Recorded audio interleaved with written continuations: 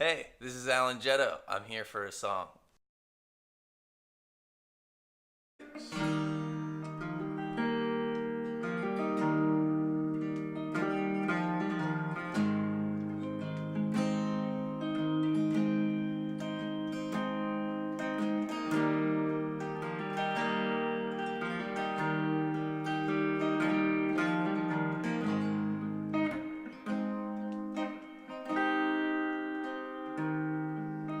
Change, change, change.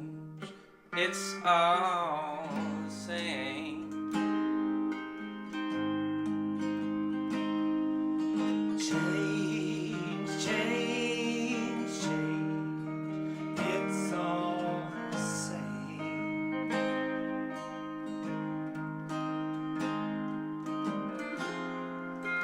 And then you die. But somehow survive. And then wake up to another day.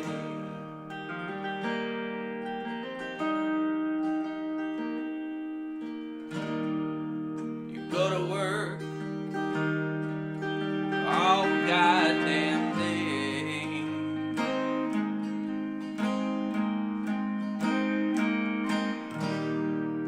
You dirty a shirt every goddamn day.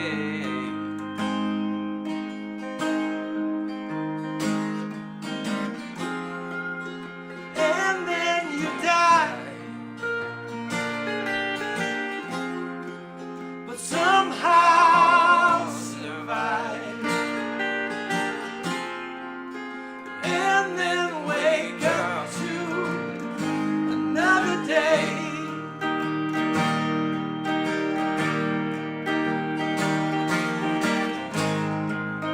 Then comes the morning, a new day is dawning. You wake up to find things changed.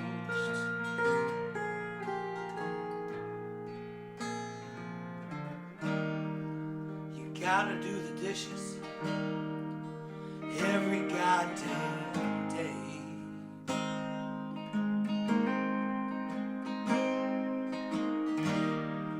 You defer your wishes every goddamn day.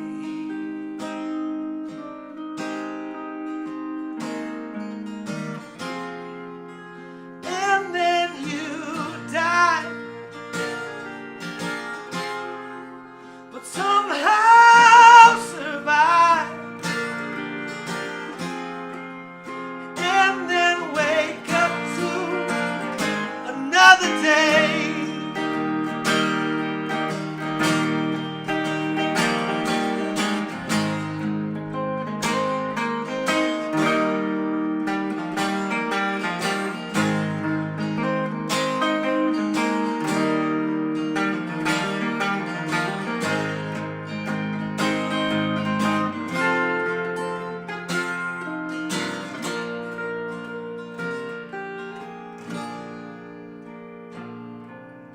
Change, change, change. It's all the same. Change, change, change. It's all the same.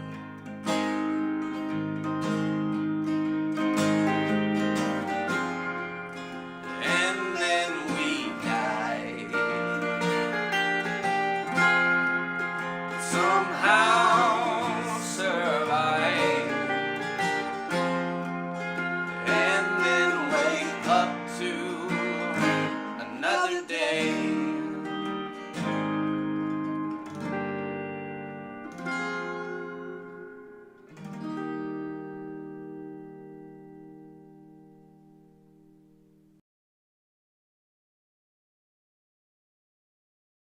I wrote it when I was living in New York. maybe, I don't know, 3 or 4 years ago now, and I was working at a retail store in Manhattan, in Soho. I started out as a salesperson there, just on the floor, making $10 an hour, and then moved to the warehouse where I was taking care of shipping and receiving, making then $12.50 an hour. Ooh, I fancy. think, little, Yeah. yeah. But living in New York, that was tough. That's and nothing, right? right. So I was coming home. I was working 5 days a week, 5-6 days a week, and getting dirty with boxes and whatnot. So that's where you dirty a shirt every goddamn day, and then living in an apartment without a dishwasher with 3 other people, having to do dishes every goddamn day as well, and wanted to just express that feeling. I also wanted to kind of write that. I was listening to some, I know you're a Bruce Springsteen fan, some Tom Waits. A lot of people have that kind of anthemic workman song, every man song kind of thing. Every woman song too. Let's be good about that. And I was like, oh, I want to try my hand at that. So Change was born. So when I hear it, I feel like the monotony of task, where like ideally we set up systems so that, but there's still like this daily task things that has to happen, and I definitely feel the repetitiveness and the in the song. Right. But I also love that the thesis of it, which is Change, the title, it seems like it feels like it never changes until it does. Like the only inevitable thing is change. Right. And so that's kind of what I got out of it. Yeah. Well, that's the. I mean, I talked about the real world inspiration or kind of background of it, but then the whole this song to me is about maintenance in more of a kind of a existential way. A lot of life is just about the daily tasks that you have to do, and how those can suck unless you learn how to enjoy them, which is a different thing. But then there's there's that, the daily tasks and kind of the drudgery of mundane everyday life. But then there is also, then all of a sudden you get this feeling, and it's like then you realize, holy crap, things have changed in a way I did not expect or foresee, and that's the paradox. I love paradoxes. That was the whole theme of my last album, which Change is the first song on. The album is called Versus, which it's about not one or the other, not one versus the other. It's about that middle. Interesting. The funny thing I think about it is that like Change, it's all the same, right? No matter what you do, you're still going to go to work every day. Yeah. It might be a different work. You have to. They're still going to go to work every day. You might not dirty a shirt in the literal way, but you're still going to create tasks and laundry. Someone's got to do the dishes. So there's, even in the Change, I feel like the imagery that you settled on in those verses really gets to like some of the inescapables. In life. Oh yeah, you just use the word inescapables. I often call them the conditions of life. Like you have, and that was a kind of a growing up realization for me was, there are just things, if you want to live, which most people hopefully hope to do, there are things you have to do, and it's kind of like the conditions of life. There's an influential book for me or piece of writing was Albert Camus' The Myth of Sisyphus. Okay.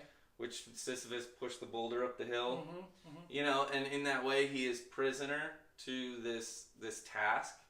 But the way Camus says that he can beat it is to enjoy that task, And while that's hard to do, to stay mindful of always enjoying those tasks, nevertheless, at some point, maybe when Sisyphus gets the boulder to the top of the hill or mountain, there's maybe a second when the boulder's rolling back down that he has to go back down and get it, that he's like, he can pause and be like, oh, this is a nice little reprieve from that Sisyphean task. Right. You know? Or enjoy enjoy that sight. Like, if yeah. I didn't read the book, but if you flipped the perspective on it, instead of like, I have to get this up, is I get to push this up so I get to watch it roll down. Yeah. You know, like, you gotta, if you want to play music, you gotta load gear. Right. You know what I mean? My God. If you want to make a record, you gotta wrap cables. Yeah. You know what I mean? And right. so, like, maybe, I like what you're saying about, like, reframing it. Right.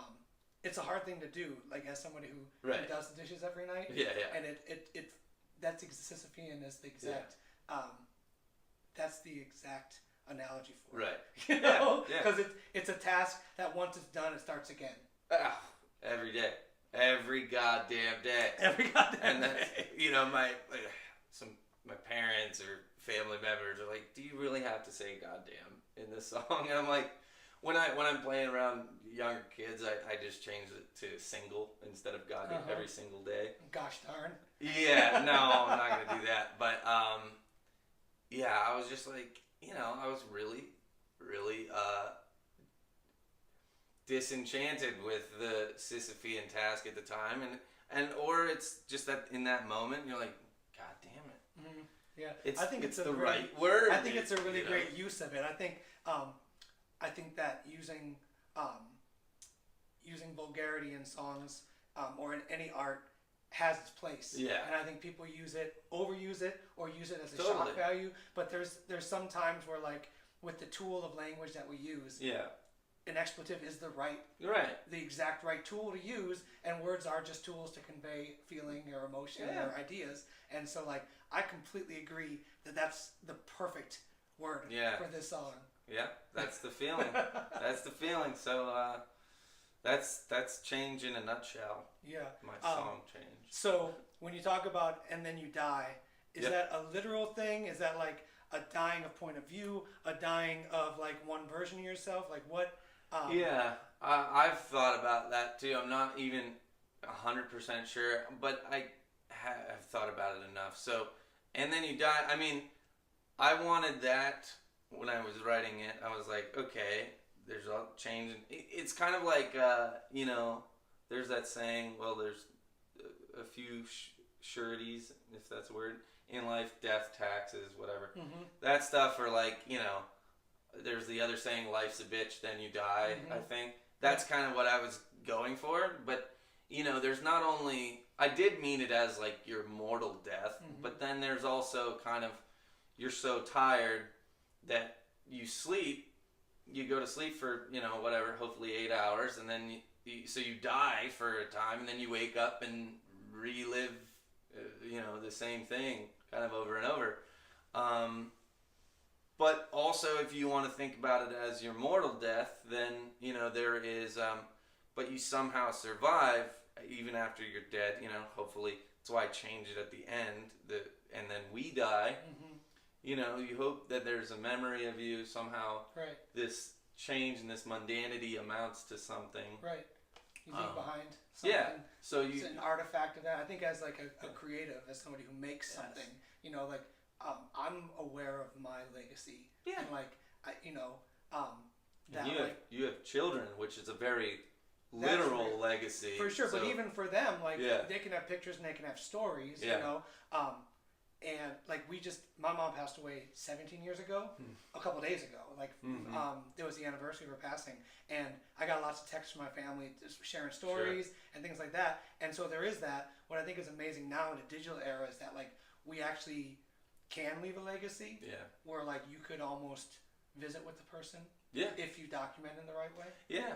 Oh, I mean, with video and then these recordings that we get to make, and yeah, that's hopefully how you somehow survive. You know, so there's kind of a double entendre there of a temporary daily death and then a lifelong mortal death. You know, so yeah.